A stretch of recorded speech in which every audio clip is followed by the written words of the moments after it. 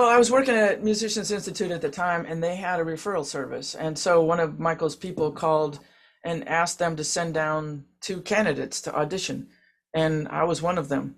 So uh, I asked when the last possible time I could go down would be so I could stay home and work on the tunes.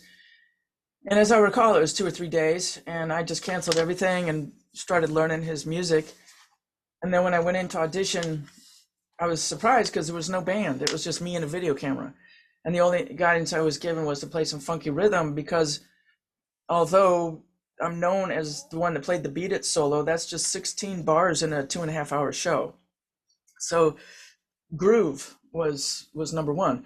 So I improvised something, and then I kind of improvised a more of a rock soloing kind of thing. Because, thanks to Eddie and Eruption and his solo pieces, every band I was in had a solo spot for guitar on their own. So that was nothing new for me. So I just kind of went off. And then I played the Giant Steps tapping solo I had worked out that ended up on my first record. And I had played the Beat It solo in that cover band in San Diego from, almost the moment it was released on the radio. I set out to learn it. So I finished the audition by playing that.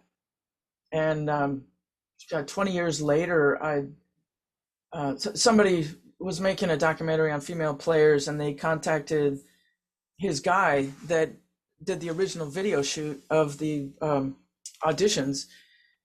And so I saw my audition 20 years later, which was pretty funny. And there was a paper in there where Michael made notes, and he wrote great and put 2 stars next to my name, which is, Yeah, that's I cool. should have that in a frame somewhere. I don't know where it is now, but it was super cool.